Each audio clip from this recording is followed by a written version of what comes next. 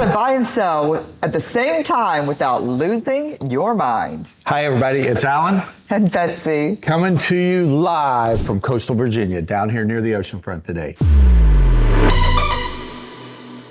And you know, something we're seeing more and more often is as the market moves into the spring, summertime market, is lots of people are looking at buying another house, but they got to sell their house they live in first. So tell me a little bit about how that's done. Yes. So first of all, not everybody can just jump out and buy a house without selling their house. It always amazes me when buyers walk into a house and they go, oh, somebody still lives here? Yes. Not everybody has the money to just walk out and buy another house and move out of their current house.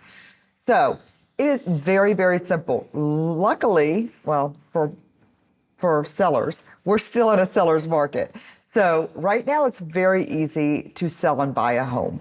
So what we actually do, we set you up, we make sure the house is in spectacular condition, meaning you listen to everything that Betsy says before putting your house on the market, and... Just like me, it's like being married to her for a time window during that listing.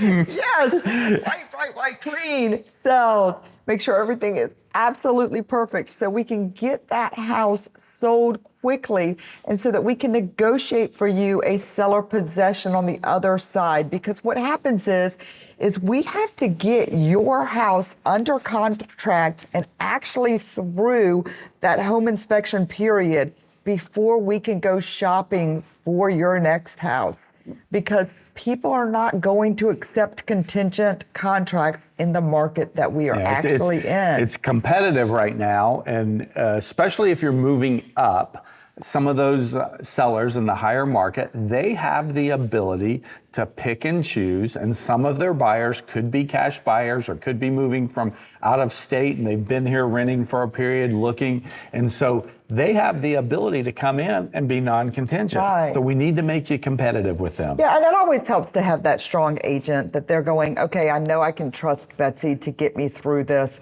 and I know that her buyers are good, and you're working with a strong lender. You know, when we have somebody like Chris Fountain, who's going to get that deal to that closing table, and they know, and his reputation is so stellar in our market, that's a really good thing for us. Hey, everybody. We just want to remind you that we love bringing you these podcasts, and we'd love to get them out to more people. So please click below, make sure you like, subscribe, and give us a review. We appreciate it. You know, when the whole thing's about timing, and it's really about experience with the agents. You know, unfortunately, a lot of the agents that come into the market, they tend to work buyers when they're newer agents, and they only have those first-time buyers. Lots of them have never dealt with a listing or have never dealt with a listing that has to be sold contingent on them buying and finding another place to live. Because the last thing you want, and I have seen this happen with inexperienced agents before, is I've seen them sell the seller's house, take an offer, get it ratified, and not put in contingencies about they have a home of choice.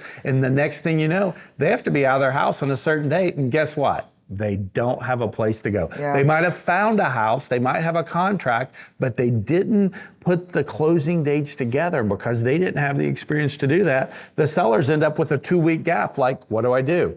Hope your in-laws or your parents live close by, because guess where you're moving with yourself, your spouse, the 3 kids, the 4 animals. You're all moving. Well, yeah. And I tell people, luckily, where's the wood? There's no wood. There's wood. Okay.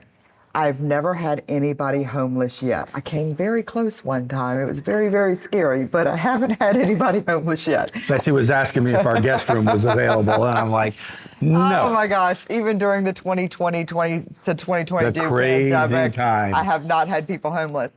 That was very scary. Alan and I actually looked at buying another house just to put people in during that crazy. Yeah, we were thinking about buying an investment property just because it was moving so fast and it was getting so competitive. But here's the key thing when we fall back to it is just make sure if you're ready to buy a new house, if you've got to sell yours, which most people do, that you're talking to experienced agents. Yeah. Because that's going to be the key to making it smooth and keeping you from losing your mind while you're buying and selling at the same time. And we can make it stress-free. Okay. So, till next time, Alan and Betsy from coastal Virginia, See you then. See you then.